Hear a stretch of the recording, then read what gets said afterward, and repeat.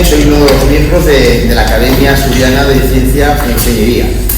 Y lo primero es agradecer, o lo segundo es agradeceros a todos vosotros vuestra presencia en este acto. Este acto forma parte de una serie de conferencias que estamos dando sobre temas que tienen que ver con la ciencia y con la técnica. Esta es la cuarta conferencia de este año. El año pasado dimos unas 4 y con esta pues cerramos el segundo ciclo. Es para nosotros muy importante intentar cumplir los objetivos que tiene la Academia, que es difundir el interés por la ciencia y por la técnica, tanto en el tiempo, intentando llegar a potenciales interesados de todas las edades, como en el espacio. Y en ese intento de abordar el máximo espacio posible, intentamos ir a muchas ciudades. En este caso es la octava ciudad de Asturias que hemos visitado. Y lo primero que quisiéramos es agradecer al Ayuntamiento de Siero pues el poder disponer de este magnífico escenario para la charla. También quisiera agradecer a nuestros patrocinadores la ayuda que nos dan para hacer posible las actividades de la Academia. Nuestros patrocinadores son, pues, podéis ver aquí en nuestro cartel, el Principado de Asturias, René Picot, Química de Nalón y Satec. Y ya sin mucho más comentarios, voy a dar la palabra a otro de nuestros académicos, a José Luis Acuña, que nos va a presentar a la conferencia anterior. Sí, bueno, pues nada, es un placer para mí y un gusto disfrutar hoy de la compañía de Rosa María Sáenz, que es compañera de empresa. Bueno, un pequeño resumen de su trayectoria. Obtuvo en el 1998 el doctorado por la Universidad de Oviedo, un premio extraordinario de doctorado. Entre 2001 y 2004 hizo una estancia postdoctoral en el Health Science Center de San Antonio, en Texas, con una beca del programa Fulbright NEC, programa prestigioso. Ya en 2005, entre 2005 y 2009, disfrutó de un contrato como IJJ ya incorporada en la Universidad de Oviedo y finalmente en 2010 obtuvo la plaza de profesora titular del área de biología celular. Bueno, pues, su carrera, por su productividad, por su calidad en general, pues ha sido reconocida como investigadora destacada en el área de endocrinología y metabolismo en España.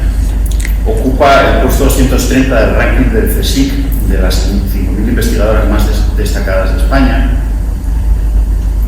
Tiene una actividad que no se limita a la academia, sino que además, pues, entre otras cosas, es socia fundadora de una empresa de base biotecnológica que se dedica al desarrollo de métodos y equipos en el ámbito de la salud, del deporte y la alimentación. Como puestos de responsabilidad, entre otros, pues es directora actualmente del Instituto Universitario de Oncología del Principado de Asturias. Y bueno, prácticamente desde el postdoc, Rosa se dedica a estudiar o investigar, ella y su grupo, los mecanismos de supervivencia de las células tumorales y los mecanismos celulares implicados en la progresión tumoral. Y además utilizan un enfoque basado en diferentes aproximaciones de biología celular, molecular, bioquímica y química analítica para encontrar nuevos compuestos con propiedades antioxidantes, antiinflamatorias o antitumorales. Es decir, que Rosa, entre otras cosas, está en el frente de batalla contra el cáncer. Y por eso, además de ser compañeros de trabajo y de ser un placer tenerla aquí, pues mucha gente, entre los cuales me incluyo, pues tenemos depositada toda la esperanza.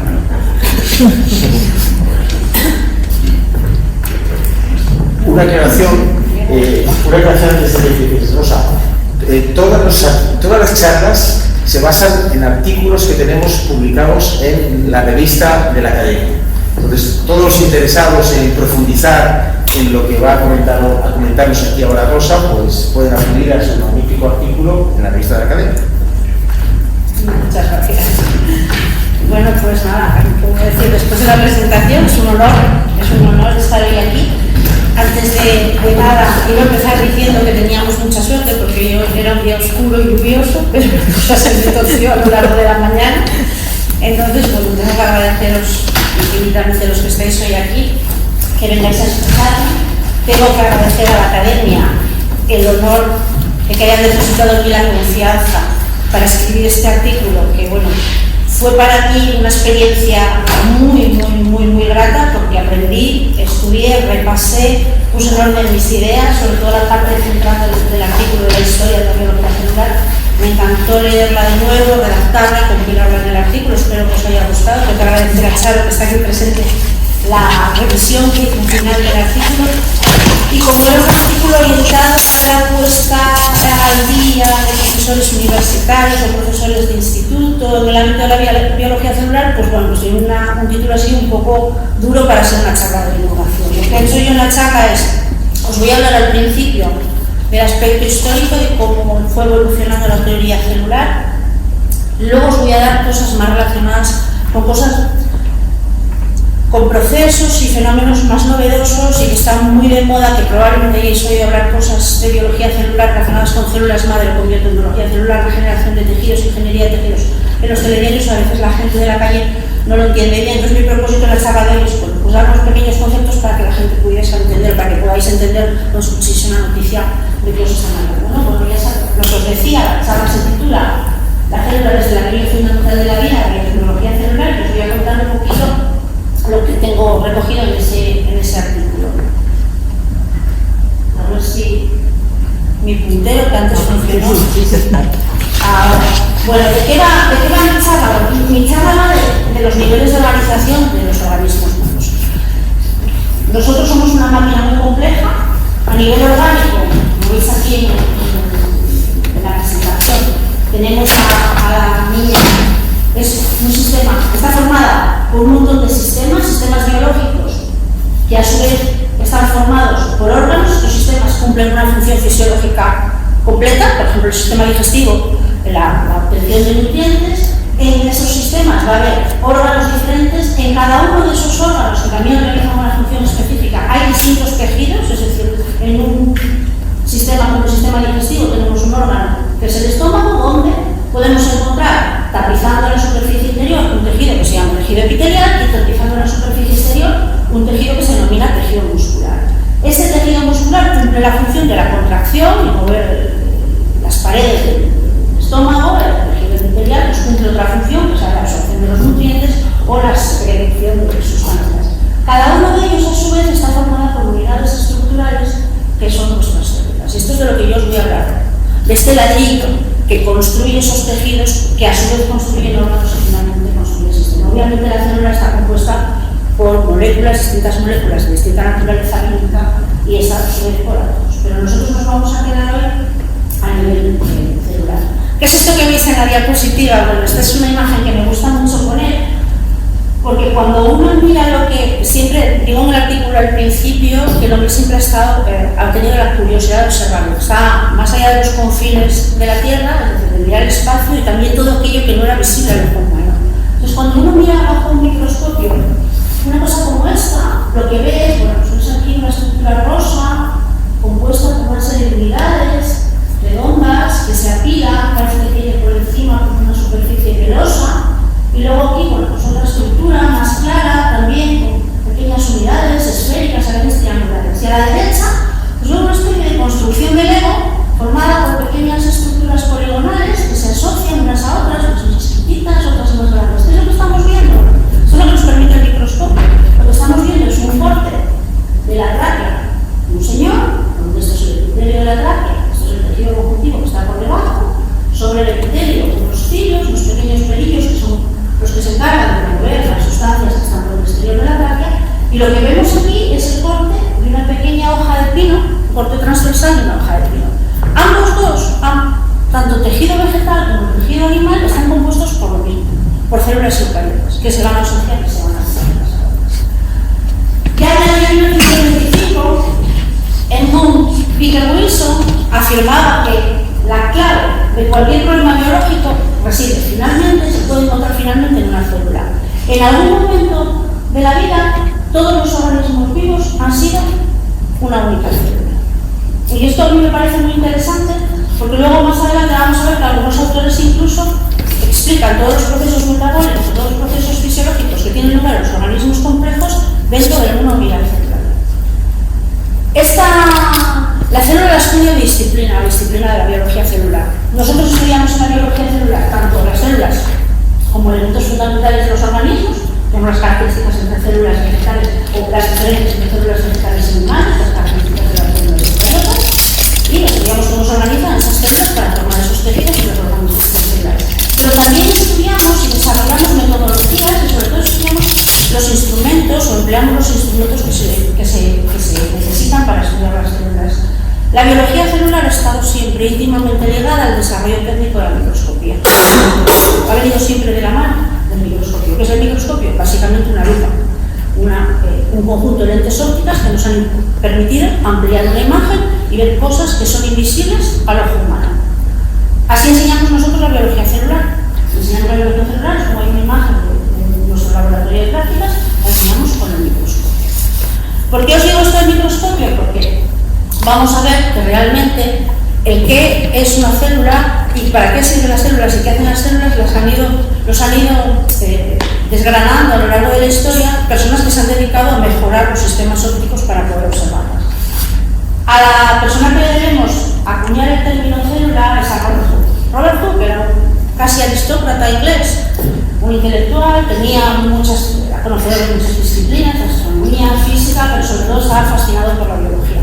Desarrolló uno de los primeros microscopios complejos, que ya tenía una fuente de iluminación, una lente óptica e incluso una pequeña platina para poner el espécimen que él podía observar con ese microscopio. Conseguía bastantes aumentos. Estaba muy relacionado con la aristocracia inglesa y fue uno de los fundadores de la primera sociedad científica de la historia, la Royal Society de Londres. Robert Hooke publicó también el primer bestseller de biología, que es este libro que se llama Micrografía, donde se recogen algunas de las ilustraciones más famosas de la historia de la biología. Bueno, se recoge su famoso dibujo de la pluma de agua, que observó en esa pletina de ese microscopio, los martillos del ojo de la mosca, pero quizás su dibujo más importante es este que tenéis aquí a la derecha. Esto es una lámina de corcho que lo observó bajo el microscopio y vio que estaba compuesta de pequeñas unidades poligonales asociadas unas a otras. Y era esto, a cada una de estas unidades poligonales la llamó celda o célula. Y es la primera vez que se acuña el término de célula. Lo interesante es que Robert Hooke no sabía que esto simplemente es la pared vegetal y ahí no hay célula ni nada en el interior, pero que bueno, él ya intuyó que eso formaba parte del sistema biológico que constituía el encino o el árbol de que haya tenido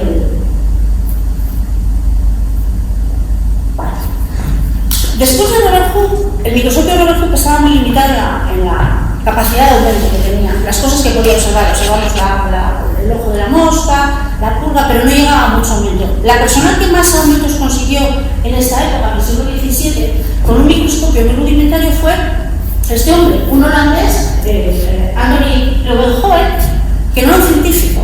Él era un hombre de negocios, su padre era un hombre de negocios del ámbito de las telas, y tenía la curiosidad, él quería observar cómo estaban compuestas, cuáles eran la naturaleza de las fibras que formaban las telas que vendía su padre. Bueno, era un hombre extraordinariamente inteligente, obviamente, no tenía formación académica y consiguió construir un microscopio con 2 lentes ópticas, lo que le permitía observar estructuras por debajo de la micra en aquella época.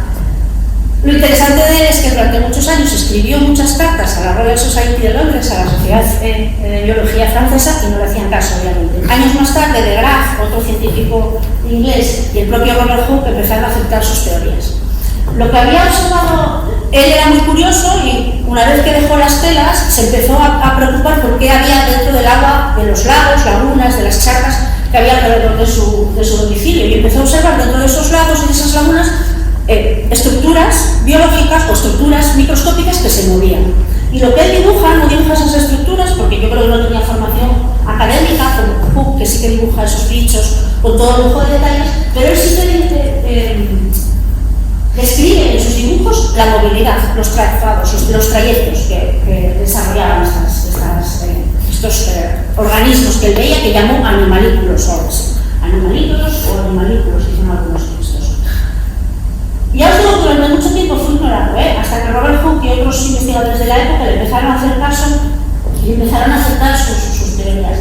Es muy curioso porque incluso cuando está a punto de morirse a los 90 años, que yo estaba pensando que en aquel momento 90 años fue muy longevo, dice en una de sus afirmaciones: tengo claro que hay universidades enteras que no van a creer, no creen que hay animalitos en el semen, pero esas cosas no me importan, porque yo estoy segura de que es correcto. Y eso es muy gracioso porque él en algún momento observó semen, y os pongo aquí una imagen. Esto es una nota del fluido seminal de ratón de hace pocos meses de nuestro laboratorio, donde un estudiante estaba estudiando, cuando estamos estudiando tóxicos que alteran la movilidad de los espermatozoides, y lo que estaba observando realmente con su microscopio rudimentario era la movilidad de los espermatozoides. Cada uno de los puntitos blancos que veis que se mueve es una célula, son células flageladas que tienen un largo flagelo y se mueven, obviamente son móviles, ya lo sabéis.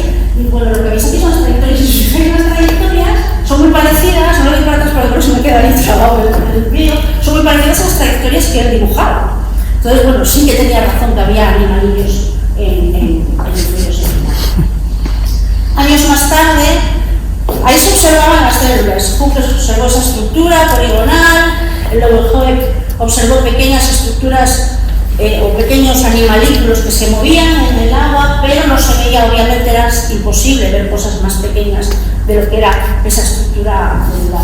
Sin embargo, años más tarde, Matthias Leger, curiosamente, un hombre formado en Hamburgo, de familia adinerada, que estudió leyes, que era abogado, dejó la abogacía y se dedicó a la botánica. La biología tiene algo así como muy apasionante, ¿no? Dejó la abogacía y se dedicó a la botánica. Y en células vegetales, ahí conservando el protoplasto vivo, es decir, la célula viva, empezó a identificar unas pequeñas estructuras circulares dentro de la célula vegetal, en el centro de la célula vegetal, que representaban algo que él creía que contenía los componentes químicos que eran los responsables de generar esas células que generaban los tejidos. Él se basó también en estudios anteriores de Robert Brown, que había descrito por primera vez en las hojas de la orquídea, en observaciones al microscopio de hojas de orquídea, una cosa que llamaban núcleo o nucleoplasma. Schneider dijo o afirmaba que esos núcleos o nucleoplasmas eran responsables de la formación de las células vegetales. Bueno, pues su gran amigo Theodor Schwann, también os digo que todo relacionado con gente de una calidad académica y una posición social muy elevada, le dio credibilidad a sus estudios y empezó a observar los mismos nucleoplasmas, los mismos núcleos o esas mismas estructuras históricas en las células animales. Ambos dos llegaron a la conclusión de que las células eran la unidad estructural básica de todos los tejidos biológicos y que el material químico que construía esas células residía en esos núcleos centrales. La única equivocación que ellos cometieron es que pensaban que la generación de las células era espontánea. Ahí había componentes químicos que se asociaban y generaban las células de forma espontánea. Ese fue su error, que vino años más tarde resuelto por Rudolf Virchow, todos ellos a principios del siglo XVII. Y Rudolf Virchow era lo contrario a estos anteriores. Era un hombre de una familia muy humilde, pero con una inteligencia extraordinaria. Recibe una beca para familias pobres para estudiar en la Universidad de Berlín. Hablaba 7 idiomas y es un fanático no solo de la biología celular y de las células, sino de lo que sucede en los organismos cuando las células se enferman. Y es, por decirlo de alguna manera, el padre de la patología. Él es el primero que dice que las células no se generan por generación espontánea, así que no, que requieren siempre una célula anterior. Y ahí acuña la frase famosa de su historia, de sus libros, célula es célula, es decir, todas las células proceden de una célula anterior. Y aquí es donde ya se establece finalmente lo que se denomina la teoría celular y se define aquello que constituye los tejidos que constituyen todos los organismos vivos. Todos los seres vivos están compuestos por células, las células son las unidades estructurales y funcionales de los organismos vivos, eso es una responsabilidad de Schwann Schneider, y Virchow dice que todas las células proceden de las células persistentes. Y esto es la teoría celular, lo que llamamos teoría celular clásica. Hasta aquí iba todo bien, excepto por un tejido. Un tejido que es el tejido nervioso. El tejido nervioso se salía del resto de los tejidos. Cuando se observaba el microscopio, el tejido nervioso, por su naturaleza, es muy laxa, no hay células componiendo esas paredes, tipo una pared con ladrillos, no hay esa estructura contigua de células al lado de otro. El tejido nervioso era un misterio. Uno de los principales investigadores del tejido nervioso era Camilo Golgi, a finales del siglo principios del siglo XX. Camilo Golgi desarrolló una tecnología, una tinción química basada en el nitrato de plata, en la precipitación del nitrato de plata, y pudo ver que el tejido nervioso era como una red, como si pusiésemos una red de pescar. En el tejido estaba relleno de una especie de sustancia gelatinosa y una red que él sabía que era la responsable de la transmisión del impulso nervioso, pero pensó que era una red continua. Al remate y a la finalización de la teoría celular, quizá, como dicen muchos con la teoría de la evolución de Darwin, uno de los statements más importantes de la biología, se lo tenemos que agradecer al señor Ramón y Cajal, a un científico español, educado en España y haciendo su ciencia en España. Y esto quiero reivindicarlo porque es cierto que muchos de nuestros premios Nobel han sido premios Nobel que estaban trabajando, muchos de los premios Nobel son premios Nobel oriundos del país, pero han trabajado en grandes potencias. Pero Cajal es uno de los nuestros, por decirlo de alguna manera. Cajal es una figura extraordinaria, ya sabéis, nace en un pueblo de Navarra, muy próximo a Aragón. Él estudia en la Universidad de Zaragoza, medicina, es llamado a filas, va a la guerra de Cuba y a la guerra de Cuba enferma. Sufre una crisis existencial por sus problemas físicos, era un hombre muy atlético, muy comprometido con el ejército, pero pues, al ponerse enfermo pues, ya no puede cumplir sus funciones y vuelve a España. Y empieza a trabajar en la Universidad de Zaragoza. Ahí consigue su cátedra de histología, deja la medicina, el ejercicio de la medicina y se dedica a estudiar también el sistema nervioso a microscopio. Cajal y Golgi tienen una de las peleas más interesantes de la historia de la biología y desde luego una de las más relevantes de la biología celular. Porque Cajal dice que aunque Golgi ha desarrollado una técnica extraordinaria de tinción del sistema nervioso, no sabe lo que ve y está completamente equivocado. Cajal era muy vehemente y estos son dibujos de él. Aquí le veis a ver cómo se ve la vehemencia ya en la foto. Este es el laboratorio de Golgi, este es el laboratorio de Cajal, y él hace dos dibujos con la interpretación de cada uno de ellos sobre el sistema nervioso. Golgi interpreta sus imágenes con células, sí, con somas neuronales, es decir, con células, pero que están unas continuamente pegadas a las otras a través de una red muy ramificada de programaciones. Y sin embargo, Cajal dice que entre una neurona y la siguiente hay una continuidad, pero no hay una continuidad, hay una secuencia.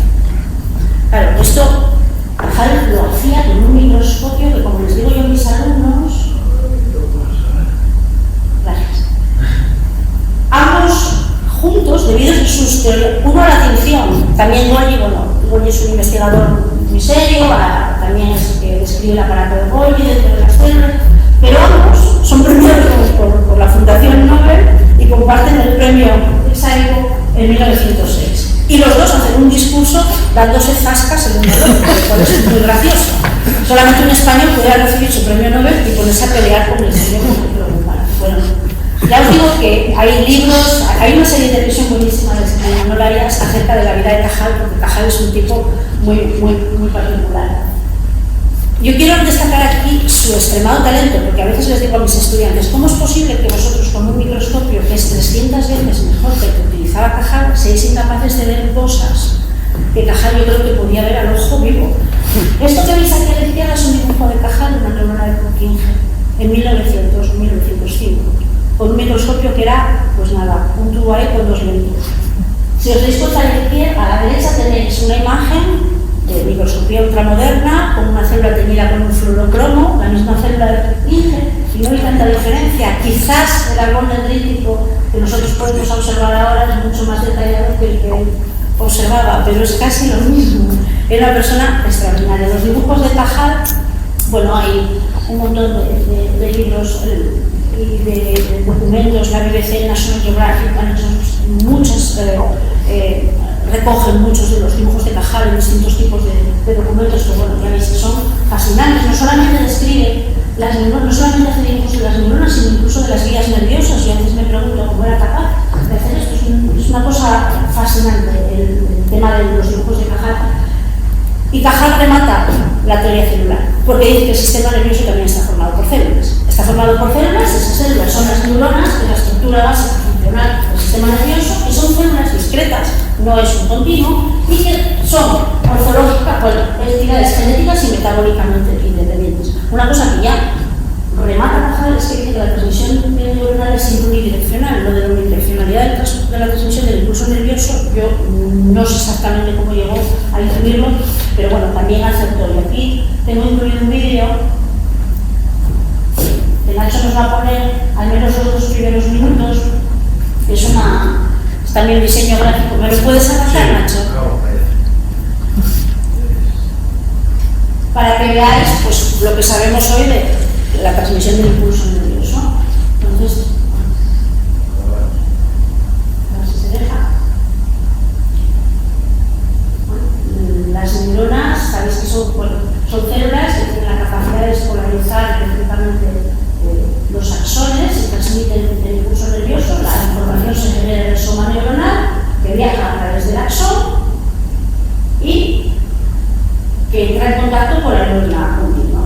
Y como veis, en los gráficos que hacemos a día de hoy, con los métodos más modernos de investigación molecular, pues se describe esta relación neurona con la célula receptora como una membrana presináptica, una membrana posináptica que recibe la señal y se llama aquí hendidura sináptica, que es lo que Cajal intuyó con sus dibujos, que separa a las dos neuronas. Luego él describe de una forma muy básica a principios del siglo XX lo que conocemos, ya lo puedes parar, lo que conocemos como sinapsis.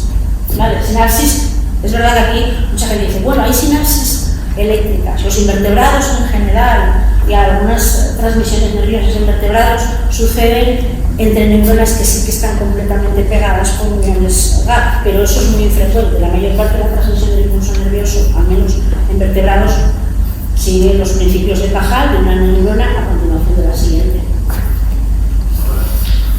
Bueno, pues así finaliza la teoría celular. Ya os digo que hoy en día podemos considerar la teoría celular para la teoría de la evolución de Darwin los dos estamentos más importantes de la biología, como os dije al principio, y ahora también sabemos que las células poseen toda la información hereditaria, que además pasan de unas a otras. Todas las células tienen la misma composición química, básicamente, y todo el flujo energético, metabólico, bioquímico de la vida sucede también dentro de las células. No me voy a... ¿Qué tipos de células tenemos? Todas las células que existen proceden del mismo antecesor, un antecesor común, que dio lugar a los dos grandes tipos de células procariotas y las eucariotas. Tenéis unas cuantas charlas, unos cuantos artículos de gente muy experta en células procariotas. Yo de lo único que os voy a hablar ahora es un poquito de la célula eucariota. El origen de la célula eucariota también fue una teoría bastante discutida, aunque a principios del siglo XX un investigador ruso, Merezovsky, ya propuso que es posible que los organismos o una célula ancestral incorporase organismos procariotas para realizar determinadas funciones, como es el caso de la fotosíntesis, y ahí él especulaba que los cloroplastos habían sido anteriormente organismos procariotas. No es hasta 1960-65 cuando Lee Margulis sí que define directamente o definitivamente el origen de la célula eucariota por un mecanismo que ella denomina simbiogénesis seriada. Es decir, esta célula eucariota que hoy conocemos procede de un antecesor que se parecía mucho a la célula procariota y que incorporó en su citoplasma a células procariotas que le permitieron adquirir determinadas propiedades. No me voy a meter en... La verdad tenía un par de diapositivas más y las quité porque no quiero alargarme mucho, pero en resumen hasta aquí la historia con el desarrollo del microscopio, con la teoría celular, podemos decir que todos los tejidos que forman parte de los organismos vivos, incluso muchos organismos unicelulares, están formados por células eucariotas, que bueno, a nivel estructural, fundamentalmente el desarrollo fundamental entre la célula procariota y la eucariota es que esta posee un sistema de membranas, es decir, de estructuras rodeadas de membrana dentro del citoplasma celular, que hace que se compartimentalicen las funciones de la célula. Obviamente son estructuras rodeadas con una tabla lipídica y además poseen órganos que tienen funciones específicas como el de la fotosíntesis o la generación diferencial. Así como datos interesantes, pues un organismo vertebrado superior, como puede ser el ser humano, tiene aproximadamente 50 millones de células, tiene 200 tipos diferentes de células eucariotas Y lo que es así como muy peculiar es que somos capaces de generar 2 millones de eritrocitos por segundo en nuestra médula ósea. Se ríen por ahí de mis estudiantes, porque ya lo comentó Pedro en el laboratorio, y nos quedamos todos flipados, porque aunque sabemos mucho de qué es lo que sucede en la biología, cuando vemos estos números, o sea, somos capaces de generar 2 millones de eritrocitos en nuestra médula ósea cada segundo. No os voy a contar nada de todo lo que escribí en el artículo acerca de la célula eucariota, solo quiero que veáis una cosa. Este vídeo gráfico que hace la Universidad de Harvard acerca de la vida en el interior de la célula, lo que vais a ver es, en nuestro día cotidiano, nuestras células están fluyendo por el torrente sanguíneo, hay los hematíes que transportan el oxígeno a las células que se llaman neutrófilos, que son las encargadas de la defensa. Entonces, cuando hay alguna bacteria en algún tejido o cuando hay alguna lesión celular, estas tienen que salir del torrente sanguíneo y salen al tejido conjuntivo. Y todo lo que sucede dentro de esta célula lo vais a ver ahora aquí en un diseño gráfico. Eso es el día a día de una célula cualquiera. Todo lo que vais a ver, si somos capaces de lanzar el vídeo. Toma.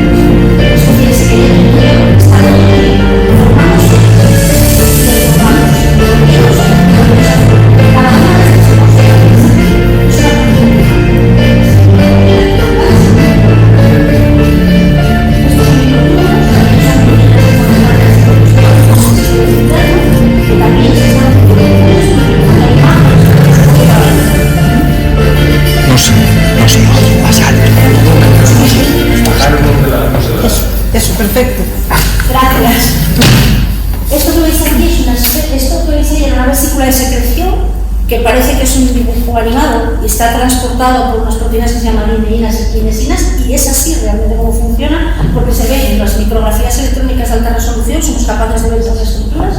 Esto que visteis ahí salir a través de un polo nuclear es el RNA, los ribosomos que se pegan al RNA y generan las nuevas proteínas que se asocian y cumplen su función. Y si os dais cuenta, todo esto que parece, pues eso, parecen dibujos animados, sucede en cada uno de nuestros neutrófilos cada vez que sale de la circulación y entra en el tejido conjuntivo. Y ya os digo, a mí me parece fascinante, aquí está incluso los orgánulos, las mitocondrias y los cloroplastos se mueven así sobre los microtúbulos, van a ir cortados por esas dos proteínas y se van desplazando de unos lados a otros de la célula por esas estructuras de lineína y kinesina tan graciosas, que es lo que más gracia les hacen los estudiantes cuando ponemos este vídeo, el tema de la vesícula caminando sobre los microtúbulos. Pero como veis, la complejidad es tremenda. Siempre que alguien enferma a nuestro lado, por ejemplo yo que me muevo en el ámbito de la oncología, bueno, la gente como que es que habremos hecho mal, ¿no? Que raro. Es que es extraordinario que funcionemos bien. Lo que es extraordinario es que esto funcione. No nos damos cuenta hasta qué punto es tremendo que todo eso suceda en cada una de nuestras células, en cada segundo de nuestra vida, y todo esté también acoplado de que esa proteína, esas proteínas que mueven la vesícula estén ahí, lo hagan bien, la lleven a su destino. Bueno, pues las células eucariotas pueden formar parte de los organismos unicelulares, muchos de ellos, pues, ya sabéis, las levaduras, algunas algas, como canidemonas, o protozoos como las amebas, son una única célula que tiene vida independiente, que realiza todas sus funciones vitales, que tiene la capacidad de dividirse y vive ella sola. Pero sí que es verdad, hubo un momento en la evolución los organismos pasaron a ser pluricelulares. El primer ejemplo de organismo pluricelular, una cosa que me parece hermosa, es el Albert Volvox. Volvox es un pequeño organismo pluricelular formado por un número muy discreto de células que están envueltas en una estructura gelatinosa. Podríamos pensar, bueno, pues esto es un grupo de células. No, porque ya empieza a cumplir unas funciones de organismo pluricelular. Hay algunas de las células de Volvox, es decir, alguna de ellas de forma discreta, y solo esa cumple la función de gametos. Otras de las células de Volvox, que se aproximan a la superficie de esa estructura gelatinosa, desarrollan microvellosidades que son capaces de mover la unidad estructural. Luego, en Volvox empiezan a verse ya algunas de las características de los organismos pluricelulares. Como lo que os voy a contar a continuación son cosas acerca de esta célula que está ahí arriba de la montaña, os voy a explicar un poco qué cosas tienen que cumplir las células eucariotas para formar un organismo pluricelular. Las células eucariotas, las amebas son unicelulares, pues no necesitan asociarse, pero nuestras células sí que necesitan. Lo primero, asociarse. Deben estar unas con otras, es decir, tienen que desarrollar los mecanismos para formar esas paredes continuas de células. Lo segundo, especializarse. Cada una de nuestras células, en cada uno de nuestros órganos, en cada uno de nuestros tejidos, cumple funciones diferentes. Por tanto, tienen que aprender a hacer esas funciones, diferenciarse. Eso es lo que llamamos diferenciación celular. Lo interesante de este proceso de diferenciación es que clásicamente, hasta hace bien poco, hasta 2012, era una cosa unidireccional, como la transmisión del impulso nervioso. Y es como este dibujo a los alumnos en clase, me parece súper ilustrativo. Es decir, la célula, según va adquiriendo competencias, va bajando por la ladera de la montaña y no puede volver atrás en la ladera de la montaña. Les explico también que es como cuando nosotros somos pequeños. Cuando somos pequeños, lo primero que aprendemos es pues, a caminar y hablar. Todos hablamos y caminamos. Luego aprendemos a leer y escribir. Casi todos hablamos, casi todos escribimos y leemos. Pero luego ellos, según van adquiriendo competencias en la educación, pues unos van hacia la rama de las matemáticas y los otros somos biólogos. Y dentro de los biólogos, como Antonia y yo, pues se dedica a la ecología, yo me dedico a la biología celular. Hay un momento, como él y yo somos biólogos, que pudimos cambiar de especialidad, pero a mí me cuesta mucho volver a las matemáticas. Y así con las células igual. Tenemos una célula siempre indiferenciada arriba, que según va adquiriendo competencias, va bajando por la ladera de la montaña. Esto está dominado por la expresión de los genes. Sabéis que todas nuestras células poseen el mismo material genético, pero los genes están apagados o encendidos dependiendo de las funciones que esas células realizan. Y también son distintas morfológicamente, es decir, la forma que tienen es distinta dependiendo de la función que realizan. Y con todas estas premisas, una célula eucariota se asocia, se especializa, expresa unos genes diferentes dependiendo de la función que vayan a realizar, tiene una morfología diferente para formar los organismos pluricelulares. Entonces, aquí os voy a explicar yo qué son esas células indiferenciadas, qué son las células madre, que yo creo que es una cuestión que muchos pues, quizás han escuchado hablar y no saben exactamente a qué nos referimos con célula madre. Cuando nos referimos a célula madre, en realidad es esa célula que está arriba de la montaña. Y luego las células madre las hay en distintos pasos o en distintas alturas de esa montaña. ¿Qué es una célula madre? Bueno, pues una célula madre es una célula joven siempre, es decir, es una célula que tiene toda la vida la capacidad de dividirse, nunca pierde esa capacidad.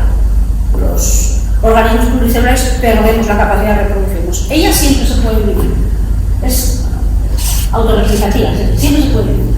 Tiene la capacidad, no está escrita, no tiene todavía competencias, no es ni matemática ni bióloga, tiene la capacidad de hacer cualquier cosa. Esa es otra característica de las células madre. Y luego es muy resistente a la muerte. Esa es otra característica que es muy superviviente. Estas son las características biológicas que tiene una célula madre. Es muy interesante porque una célula madre, siempre que se divide, las células eucariotas se dividen por mitosis, y siempre que se dividen, una se queda siendo madre, es decir, sigue sin diferenciarse, se queda arriba de la montaña y deja que una de sus hijas camine por la montaña. Hay tres tipos distintos de células madre. Lo que llamamos células madre adultas o somáticas, las células madre embrionarias y un concepto nuevo que surge en el 2012, que os voy a explicar, que se denomina células madre pluripotenciales inducidas. ¿Qué son las células madre adultas? Son esas células que residen en nuestros tejidos a lo largo de todo nuestro desarrollo.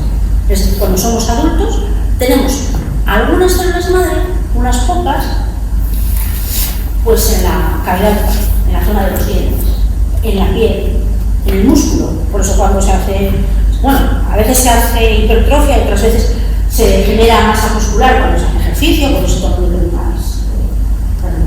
En la médula ósea, nuestras células de la sangre tienen una vida media de días. Los eritrocitos viven 120 días. Los linfocitos T viven 7 días.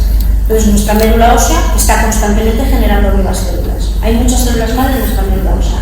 En los epitelios, en el hígado, por ejemplo, en el tejido, en el tracto digestivo. ¿Cuál es la función que tienen estas células madre? Las células madre, que todos habéis oído hablar alguna vez. Es que guardan células madre, el cordón umbilical y la placenta son muy ricos en células madre, porque cuando un organismo se está desarrollando, necesita generar muchos tejidos, necesita muchas células que no tengan información, que sean células bien diferenciadas que puedan dar lugar a todos esos tejidos. Y estas son las que se guardan normalmente, las que están en el cordón umbilical o en la placenta.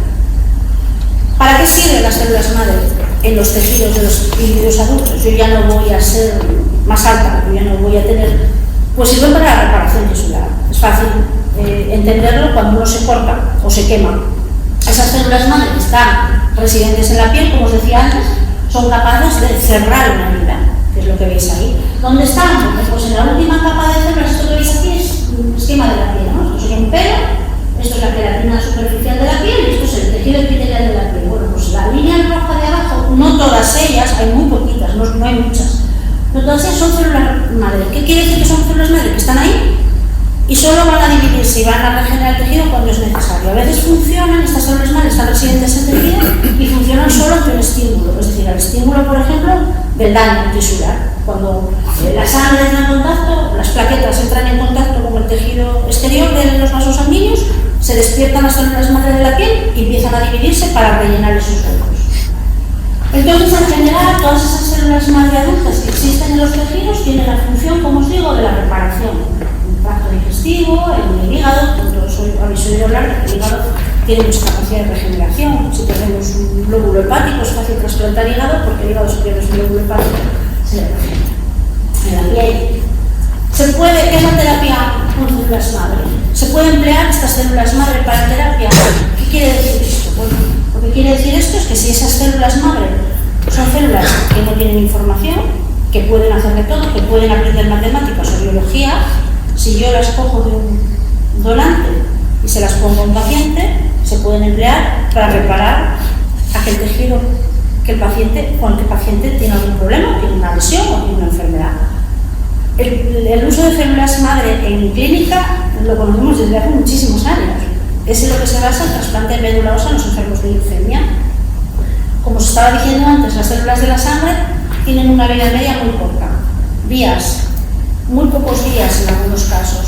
Por tanto, nuestra médula ósea es muy rica en células madre, está todo el rato generando las células madre. Si nosotros tenemos un paciente de leucemia, tiene un problema en su médula ósea produce células en exceso o produce células que no cumplen sus funciones o que son incorrectas, tenemos una acción terapéutica muy útil, muy buena y muy desarrollada, que es, se produce en el paciente lo que se denomina una aplasia medular, se retiran todas las células de la médula ósea, las enfermas e incluso sus células madre, y se repobla se hace una repoblación de esa médula ósea con las células madre de un donante.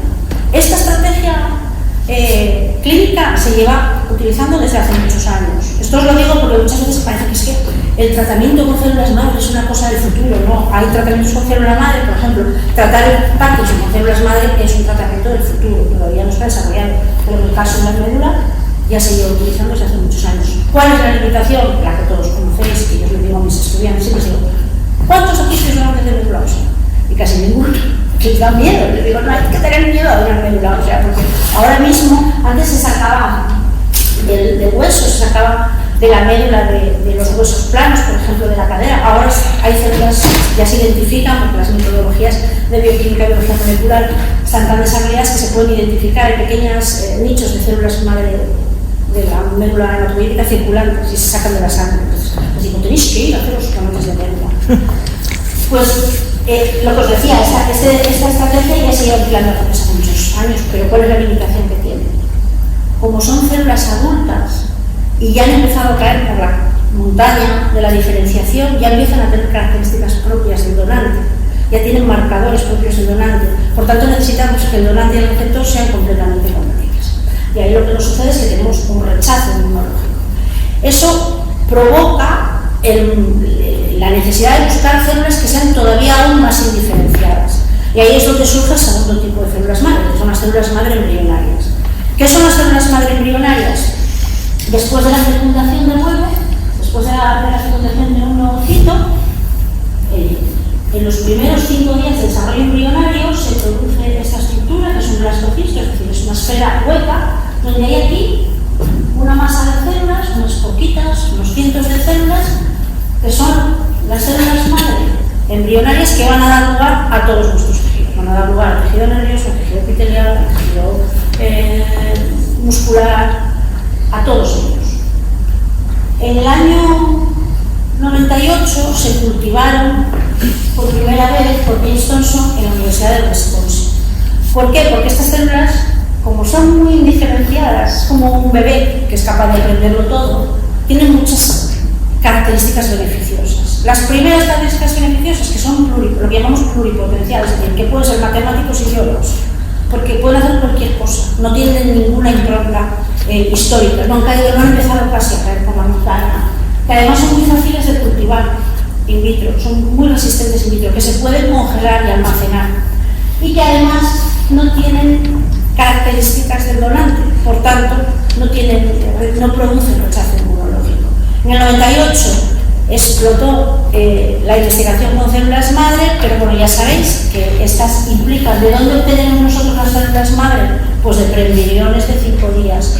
Esto provocó la limitación más legal que científica y se detuvo mucho la investigación. Luego os voy a enseñar que la regulación del empleo de células madre, por supuesto, no se puede usar para propósito clínico en casi ningún sitio del mundo.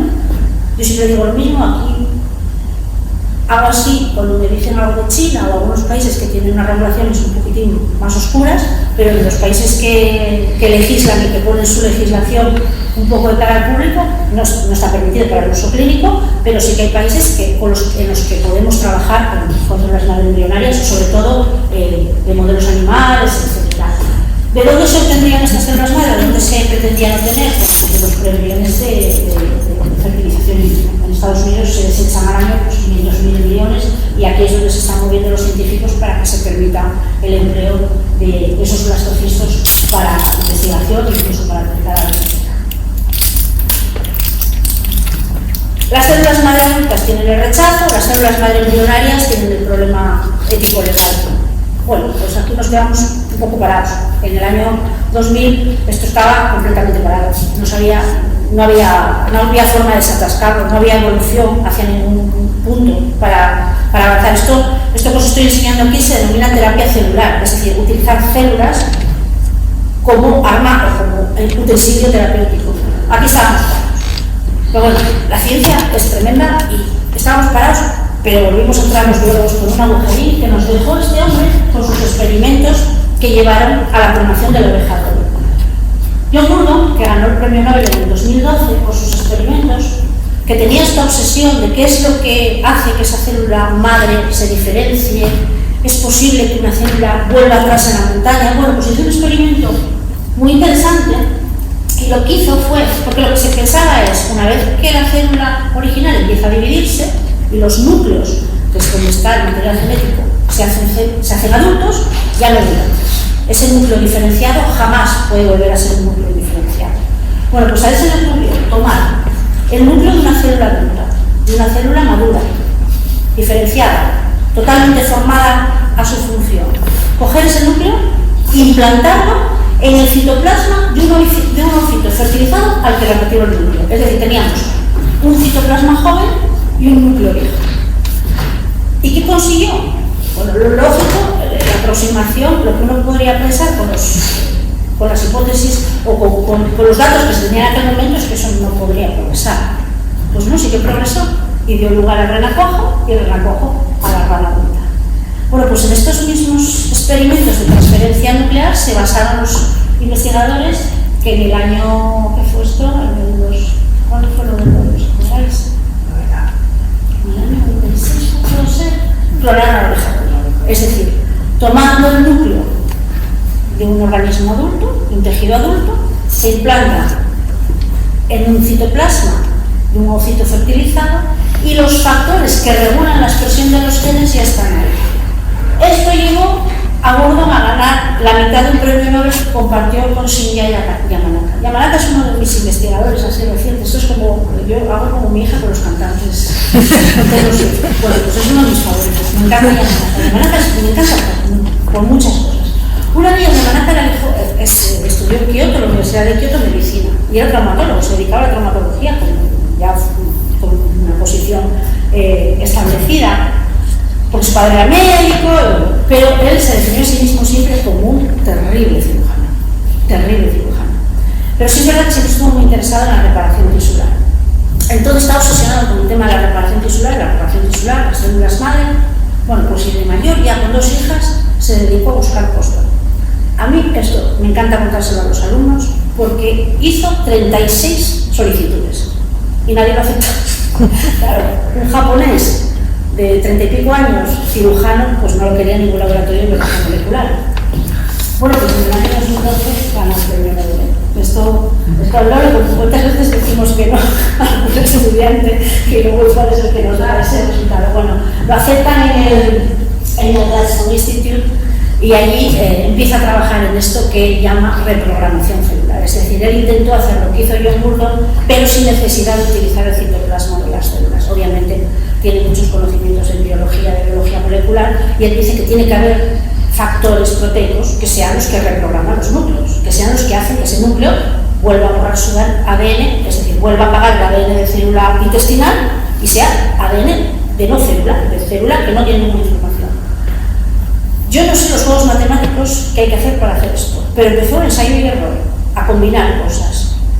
También entiendo que, como conocía muy bien la biología molecular y la biología, combinó cosas, nosotros somos biólogos, combinó cosas con sentido, pero lo que les digo a los estudiantes, vamos a hacer experimentos con sentido, que no cogería cualquier cosa y lo pusiera a combinar, pero bueno, al final consiguió, con un cóctel de 4 genes, reprogramar células adultas. ¿Qué quiere decir eso? Cogió, en este caso son fibroblastos, que pueden obtenerse de la piel, con una pequeña descamación de la piel, en una placa de cultivo podemos crecer fibroblastos.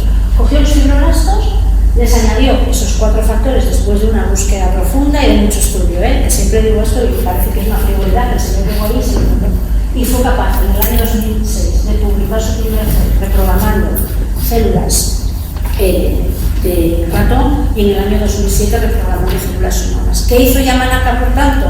Y esto es una cosa que siempre cuento, mi hermano es informático, y me llamó por teléfono y me dijo, le acaban de dar un premio Nobel a un tío que le dio atrás al tiempo las células. Pues fue lo que hizo realmente, cogió células adultas y utilizó estrategias de biología molecular y las reprogramó a células madre. ¿Qué tienen de peculiar estas células madre? Bueno, estas células madre son fáciles de generar en el laboratorio y nos permiten esto que veis aquí, utilizar la terapia celular de verdad, porque aquí el donante puede ser el mismo individuo, puede donar sus propios fibroblastos y, utilizando la estrategia de Yamanaka, conseguir hacer células madre. ¿Qué podemos después hacer con estas células madre? Con estrategias de diferenciación, en el laboratorio, los laboratorios de biología celular se conocen, generar lo que nosotros queramos. Conseguir, si el hombre o el paciente al que estamos tratando tiene una enfermedad cardiovascular, generar tejido cardíaco.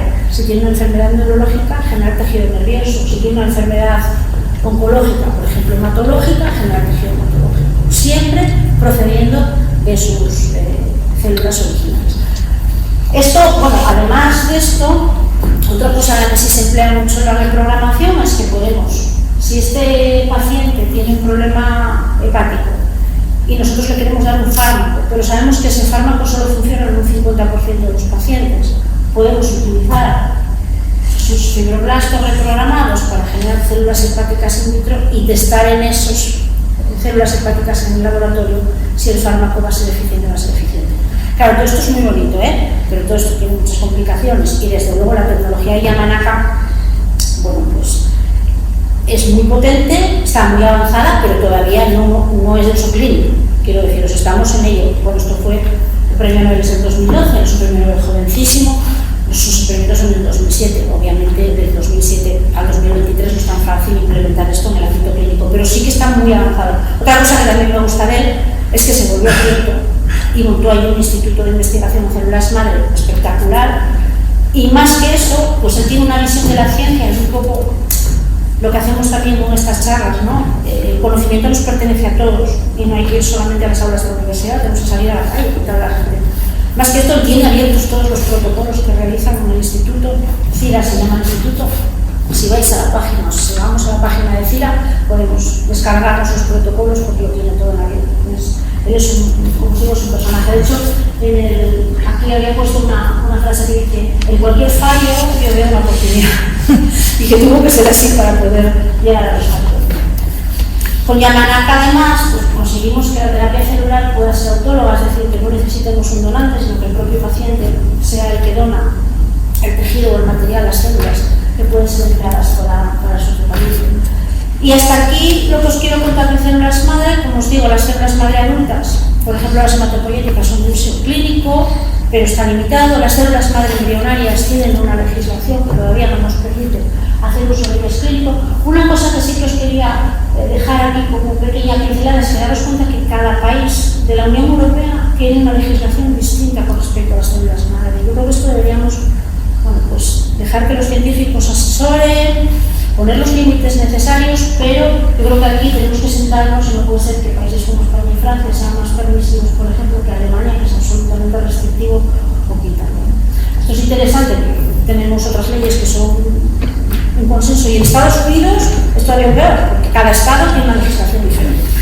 Nueva York, California y Utah tienen legislaciones totalmente antagónicas con respecto al uso de células madre. No estoy hablando ni siquiera para la clínica, en este caso lo que veis como permisivo es emplear las células para investigación, y en muchos casos no salen nunca no salen del laboratorio, por supuesto, al ámbito clínico, pero son solo para investigación. Luego los americanos, que les encanta codificarlo todo, los científicos americanos, pues hacen sus tablas de cuánto rentable sería el empleo de células en el ámbito clínico. Donde tenéis, pues se podrían beneficiar casi 60 millones de personas con enfermedad cardiovascular, casi 20 millones de personas con diabetes, etc.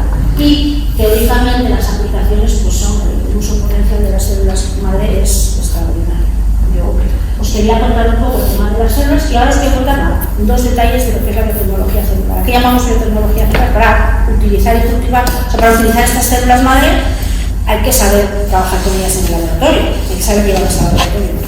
Es un poco a lo que nos dedicamos nosotros en nuestro laboratorio, que es a cultivar células. Es decir, nosotros somos capaces de, lo que queremos hacer es, de tejidos tan complejos como el cerebro, ahí tenéis un corte de cerebro ratonín, pues ser capaces de aislar sus células. ¿Para qué? Para mantenerlas vivas en la placa de cultivo y nosotros poder estimularlas y ver cuál es la respuesta o ver cómo responden a un tratamiento. Entonces, ¿a qué llamamos cultivo celular? Pues eso que veis ahí, el conjunto de técnicas que nos permiten mantener células in vitro manteniendo al máximo sus propiedades bioquímicas, genéticas, moleculares o metabólicas, ¿no? Y esto se realiza siempre en laboratorios con una metodología y con una instrumentación particular, y eso es la base de otro tipo de terapia que os voy a contar ahora. Bueno, obviamente es una historia que no está recogida en el artículo que no os voy a contar, pero empezaron a hacerse los primeros cultivos que pretendían ver células vivas en la placa de cultivo, las hizo Ross Harrison a principios del siglo XX, y desde ahí hasta aquí pues que hemos ido mejorando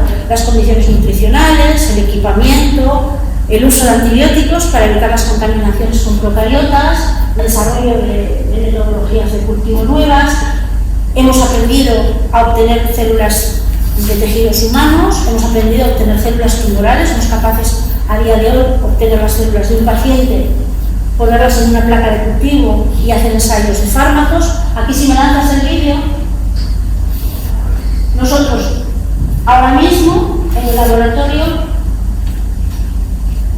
somos capaces de tener las células así. Esto es lo que se llama un time-lapse, se toman fotos muy seguidas y la verdad es que se impresiona, porque cuando tú las ves en la placa de cultivo pues están estáticas, ¿no? Pero porque no tienes la capacidad de estar viendo la misma célula en el mismo sitio, como veis, ellas están vivas, entonces nosotros en la placa de cultivo somos capaces de estimularlas, ya lo puedes ver. Somos capaces de estimularlas y, como os decía, que es un poco algo que se dedica a nuestro laboratorio, con estas células in vitro somos capaces de ensayar fármacos, nos permite incluso robotizar la medicina, somos capaces de, con muy poco material biológico, no necesitamos pacientes, solo tenemos que tener las células colocadas en la placa de cultivo. Y esto nos ha llevado a otro punto del empleo de la célula para la terapia, que también os quería comentar, que es la ingeniería de tejidos. Os conté pues, cómo llegamos a saber que los organismos vivos estaban compuestos por células. Después habéis visto lo apasionante y lo abierto que está el campo del uso de la medicina empleando terapia celular con células madre. Y ahora estamos ya en otro punto absolutamente fantástico, que es el tema de la ingeniería de tejidos. Aquí si estuviera Mario, podríamos tener una conversación sobre este tema, porque aquí hay una combinación entre la química de los materiales y la biología. ¿Qué se está haciendo ahora en esta disciplina? Pues se están bioimprimiendo tejidos, para evitar el uso de las células madre. Lo que estamos consiguiendo es, mediante técnicas de cultivo, aislar células in vitro, crecerlas in vitro, cultivar células in vitro y mediante bioimpresoras que son capaces de imprimir utilizando material biológico, somos capaces de generar tejidos vivos que pueden luego ser empleados en la terapia regenerativa. Os pongo aquí, que saqué de la BBC ayer, los cuatro experimentos más relevantes y más recientes en el ámbito de la ingeniería de tejidos. Se están creando tejidos en ingravidez, porque parece ser que la generación de tejido blando tiene sus limitaciones por culpa o por razón de la fuerza de la gravedad. Se están generando tejidos en ingravidez. Ya se están imprimiendo pequeños corazones o pequeño tejido cardíaco para utilizarlo en reparación de corazones con pequeños infartos. Se han generado por primera vez las primeras córneas artificiales para transplantarlas, y eso que veis ahí es una cosa así como muy peculiar, es un alveolo pulmonar, porque también se están generando in vitro, con bioimpresión, a partir de técnicas de cultivo celular, tejido pulmonar para el trasplante. Ya hace muchos años, que veis ahí a la izquierda la oreja, hace muchos años que se trasplantó la primera oreja generada por bioimpresión con una nena de 16 años que la tenía en un accidente. La limitación aquí era pues, que obviamente regeneramos lo que es la estructura y la forma, y faltaba la vascularización, la inervación, pero se está avanzando muchísimo, porque en el caso del pulmón, ayer lo vi, y es que realmente tiene la capacidad de respirar, de moverse, de adquirir. Y por eso finalizo, como no quería poner nada de lo que hacemos nosotros en el laboratorio, pero sí que quería que vieseis un poco qué es lo que hacemos. Os voy a poner un vídeo que hizo una de nuestras estudiantes, además le tiene un premio porque es muy buena divulgadora, para contar. Nosotros en el laboratorio estamos ahí con un microscopio todo el rato mirando nuestras muestras de tumores, hacemos cultivos celulares, y aquí os cuenta nada, en 2 minutos, que es lo que hace de su tesis. Hola. Que es una de las tesis que hemos lanzado. Hola a todos. Me llamo Alba. Desde pequeña quise ser bióloga. Ahora formo parte del grupo de biología Redox en la Universidad de Oviedo. La historia de mi tesis empieza hace aproximadamente 2.400 millones de años, cuando un grupo de bacterias revolucionarias empezaron a aprovechar la luz del sol produciendo un gas tóxico llamado oxígeno. Para defender su ADN del ataque del oxígeno, estas bacterias tuvieron que aprender a respirar, y las que no sabían hacerlo, tuvieron que asociarse con ellas. Así aparecimos los organismos eucariotas. La vida continuó evolucionando, y entre miles de especies, hace aproximadamente 300.000 años, aparecimos nosotros, los Homo sapiens. Además de una evolución biológica, nuestra especie presenta una característica muy particular, la evolución cultural. Esta nos ha permitido vivir cada vez más, con el progreso de la tecnología. Pero el envejecimiento y nuestro estilo de vida han supuesto la aparición de nuevas enfermedades, el cáncer, las enfermedades metabólicas y la alteración de nuestra microbiota, que además interactúan entre sí. Aquí es donde se enmarca mi tesis doctoral. En los próximos 4 años, utilizaré modelos animales, celulares y muestras de pacientes para entender las claves que explican la interacción entre la diabetes, una enfermedad metabólica, y el cáncer de próstata, y cómo todo esto se relaciona con las especies reactivas de oxígeno. Con suerte, conseguiremos explicar por qué los pacientes diabéticos padecen menos cáncer de próstata, y daremos respuesta a uno de los principales retos de este siglo, la lucha contra el cáncer.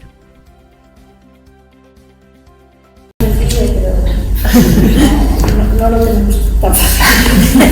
No podemos todavía llegar a ninguna conclusión con nuestros experimentos. Y nada, ya por último, pues nada, agradecer. Vuelvo a agradecerte la invitación. verdad que cuando Mario me lo dijo me sentí honrada. Representar a mi área me hace mucha ilusión. Como veis, la biología celular es una cosa muy asociada al microscopio, quizá muy estática y que parece una cosa como tradicional, es muy revolucionaria. Lo último que os cuento, yo creo que lo hago al propósito de que os deis cuenta de que todavía hay muchas cosas que podemos hacer y que podemos investigar. Y nada más, agradeceros de verdad, porque me siento muy honrada de que me hayáis invitado tanto a la charla como al artículo. Y si tenéis alguna pregunta.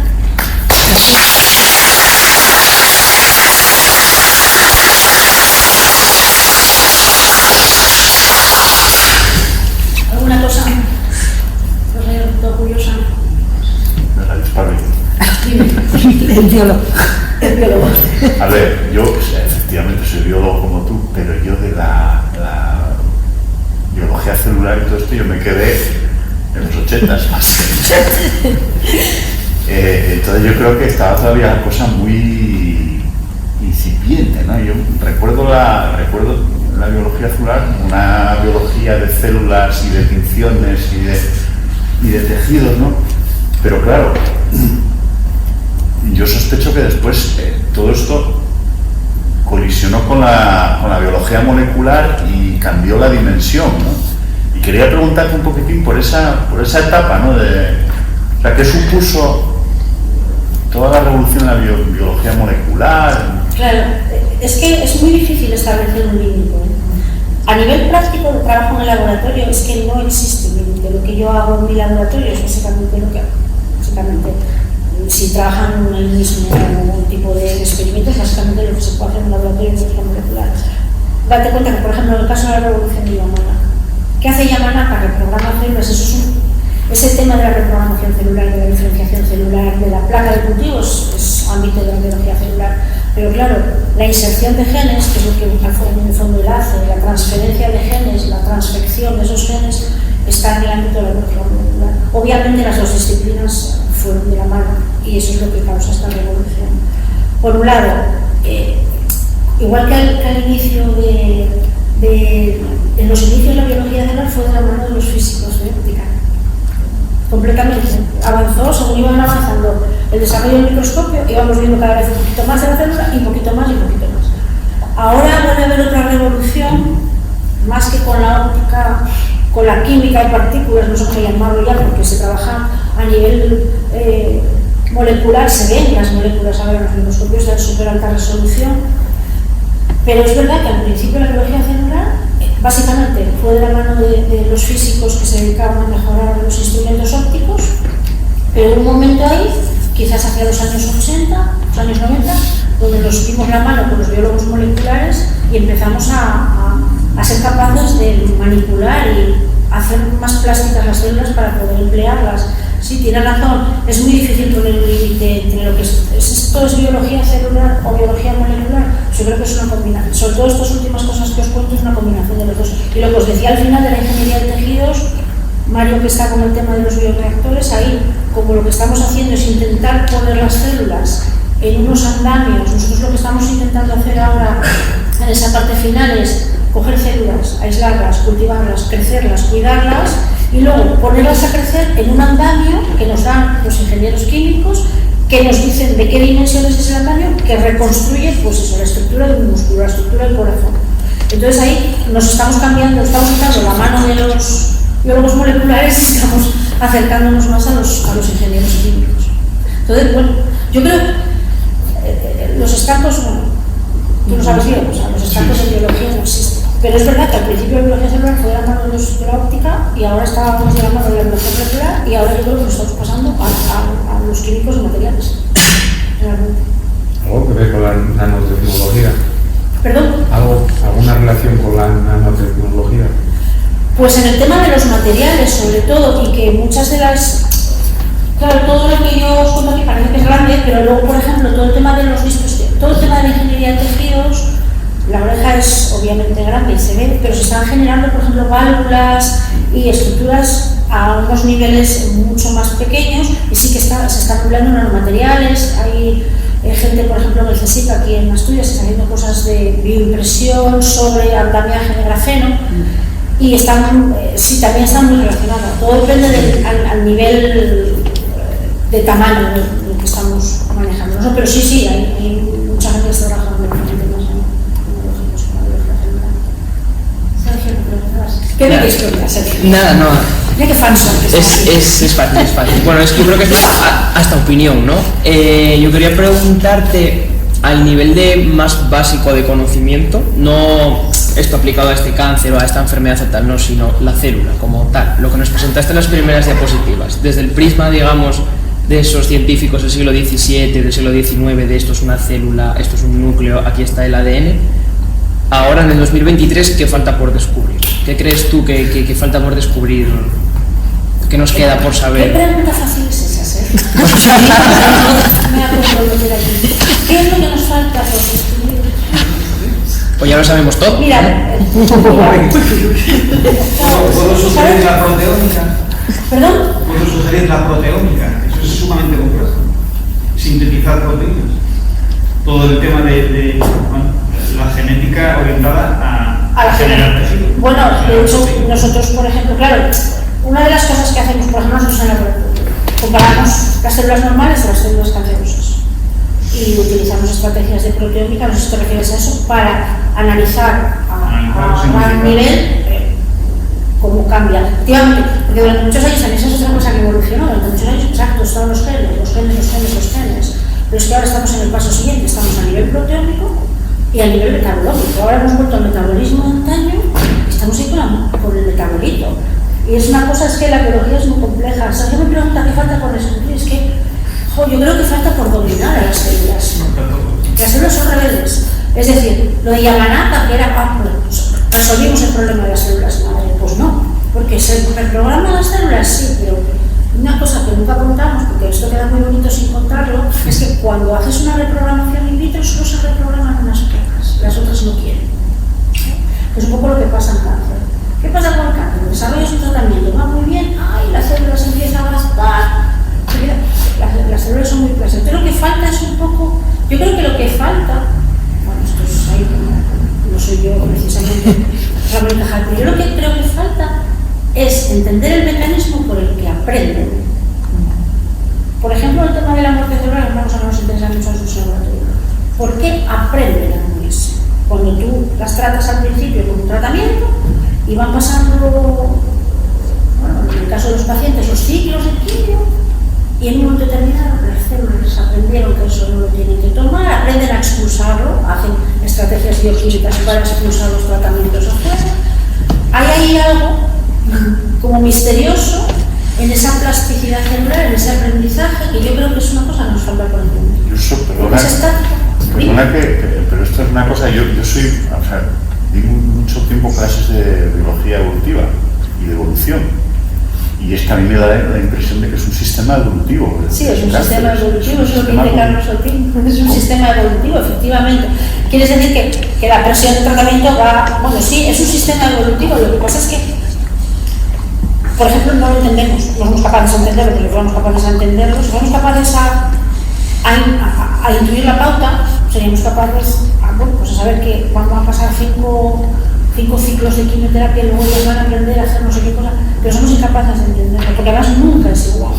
Eso es una cosa que sí también es decir, sobre todo cuando David, que está aquí también, empezó en el laboratorio, que él es químico, una de las cosas que más le volvían loco es que utilizando las mismas concentraciones, los mismos pH, las mismas temperaturas y todos los parámetros físico-químicos que quería iguales, a veces la respuesta de las células ha visto.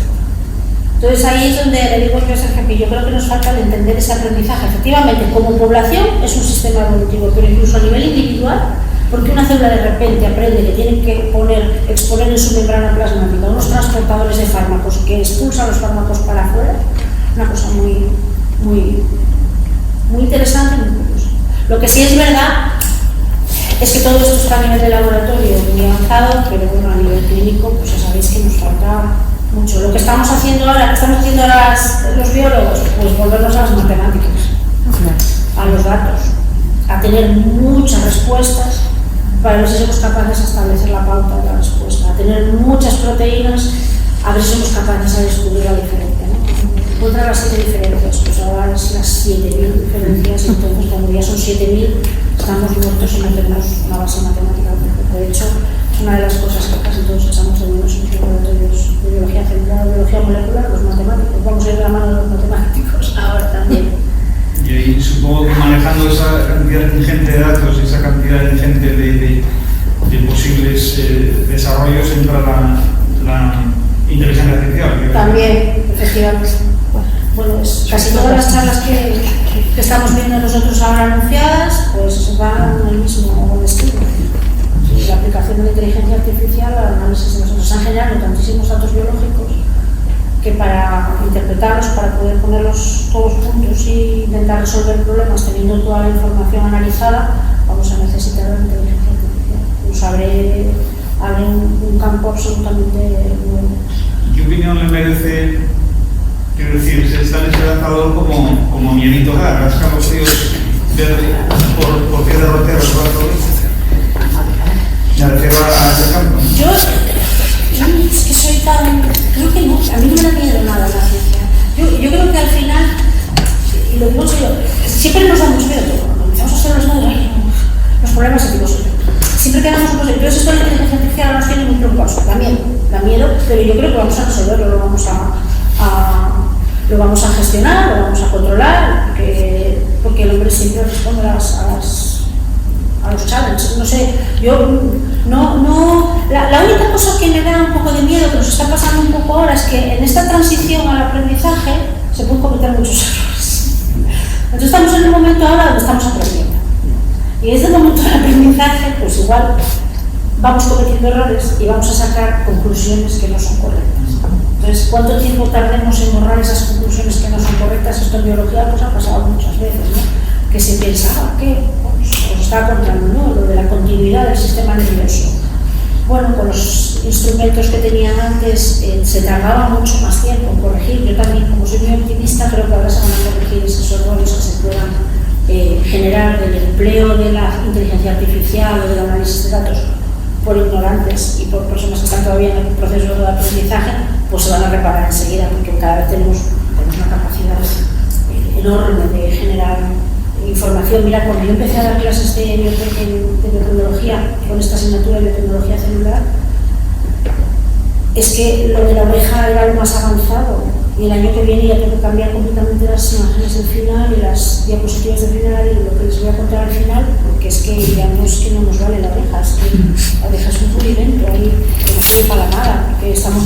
Entonces, como ahora vamos tan rápido, lo que quiero decirte es que sí tenemos que tener mucho cuidado en los primeros análisis que se consigan, y pasó también con los análisis de proteómica y de metabolomica. Siempre lo cuentan los biólogos moleculares, ¿no? El primer genoma que se secuencia, cuánto se tardó y cuánto costó. Y ahora, como esto evoluciona tan rápido, entonces yo creo que la inteligencia artificial, que ahora estamos en pañales y que la estamos usando seguro que a nivel biológico muy mal, ella nos vamos a corregir enseguida, porque enseguida va a haber personas que tengan las destrezas para hacerlo bien, y los errores que cometamos estos primeros 10 años o los primeros 5 años se van a corregir enseguida. Bueno, yo quería, en primer lugar, felicitarte por la charla y darte las gracias, porque yo sí que sobre biología, la última charla la de y casi me da ganas de ponerme a estudiar la lengua, ¿no? Me ha encantado. Y yo lo que quería preguntarte es sobre esa legislación tan dura para que no se pueda trabajar con las células madre embrionarias. ¿Se sabe si las células madre embrionarias tienen la misma capacidad de las otras de aprender o quizás sean diferentes? Es que como no pues mira, es que cuando empiezan en el año 98, cuando esta gente saca el primer protocolo de aislamiento y de cultivo de las células madre en el año 98, que era justo una administración Clinton, hay una revolución. Entonces parecía que servían para todo, pero ahí, a diferencia de lo que él me está preguntando, estábamos todos deslocados con las células madre y podían servir para todo. No producen rechazo inmunológico, se cultiva muy bien, bla, bla. Pero como se paró la investigación, nos hemos quedado en que muy probablemente no sirva para todo, muy probablemente tengan sus problemas que antes contaba el tema de Yamanaka, sí, pero cuando tú reprogramas 1 millón de células y solo se te reprograman 10.000 o 1.000, entonces ahí hay una limitación. Igual cuando las células madre tuviesen la suficiente investigación, nos podríamos dar cuenta de que igual no eran tan útiles como nosotros pensamos. Nosotros, desde el punto de vista teórico de la biología, pues como son células del blastocisto, y esas células son las que después van a empezar a dividirse y van a dar todos los tejidos del embrión, van a dar los huesos, los músculos, los tejidos epiteliales, las neuronas.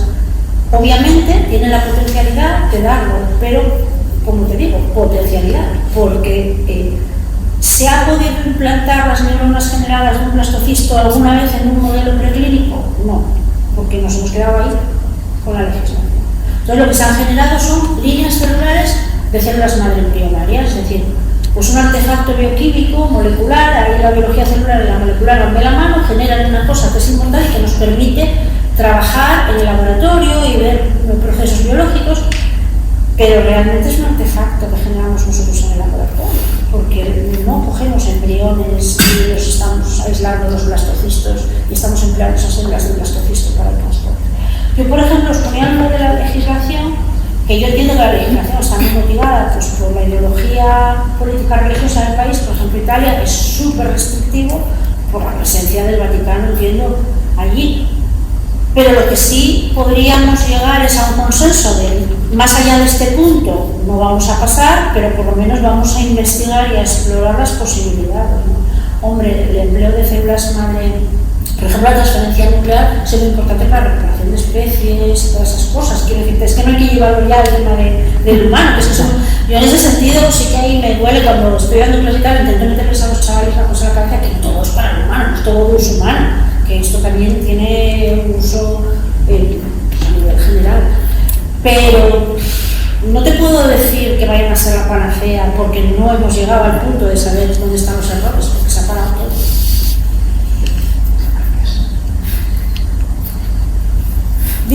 Yo solo voy a hacer un comentario por lo de la inteligencia artificial que comentaba él, que a lo que no tenéis que tener miedo es al análisis de datos estadísticos. Ese no tiene en principio ningún, más que puede fallar porque simplemente pues, estás haciendo algo que no sabes, no tienes el total de la información, pero a la estadística miedo no hay que tenerle, ¿verdad? Que está basada en informática, además, que está basada en computación hoy en día, la estadística actual está basada en computación. Los estadísticos. No, estadísticos. No, pero bueno, pero en otra época. Ahora ya no, ahora somos buenos. No, pero que quiero decir que es que la metodología estadística está permanentemente evolucionando también de una forma muy distinta, pero que en el fondo también hay cierto paralelismo a veces, es decir, el cómo se llega a conseguir. Antes tenías que cumplir una serie de condiciones para que este método fuera aplicable y no sé cuánto, y cada vez esas cosas se van suavizando, se van debilitando, pero siempre con una base detrás que no tiene ninguna connotación. Si luego hay quien utiliza la estadística con, yo qué sé, con fines espurios o lo que sea, pero eso no en ciencia. En ciencia no. Eso es en otros, no voy a decir en qué, pero... Tenemos que animar a que nos den un curso de actualización en la facultad y vamos todos a aprender otra vez, a recordar. Hombre, yo creo que las máquinas nos van a venir muy bien, porque yo creo que cuando me enfrento... Mira, hay artículos ahora mismo de biología que no los puedo entender por la complejidad matemática que tienen. Pero que en realidad la complejidad matemática que vosotros necesitáis normalmente ya hay algo que la resuelve, o sea, tú no necesitas esa base matemática detrás. Es como a nosotros nos dicen a veces, claro, nos decían, pues yo qué sé, por ejemplo, ingenieros y demás, claro, pues si me tengo que poner ahora, porque decís que vosotros eso, el fundamento son los espacios de Hilbert, los espacios de Hilbert no tienes por qué mirarlos. Si tú lo que tienes que saber es que eso tiene un rigor y que eso tiene algo para que la conclusión final tengas un control de la fiabilidad de lo que dices, pero nada más, pero no necesitas saber miles de matemáticas ni miles de... Sí. Simplemente saber que el que lo desarrolló la tenía. Sí. Eso es lo que pienso yo cuando hacemos análisis de datos que han publicado otros laboratorios. Sí. Yo a veces pienso, esta gente habrá tenido cuidado con la temperatura de las muestras. Habrá ido directamente de la centrífuga. Es que lo que decías tú de hacer lo mismo varias veces Claro, pero hay una aleatoriedad detrás que de alguna manera sí hay que examinarla. Pero que si siempre estás aparentemente en las mismas condiciones, parece que... Tenemos que confiar. Sí, que confiar que el que hace el estudio matemático lo tiene todo muy controlado. Nosotros solo tenemos que saber nosotros debemos saber solo la consecuencia o las conclusiones a las que se llegan. Bueno, pues nada, muchas gracias por que estéis hoy aquí. No ha sido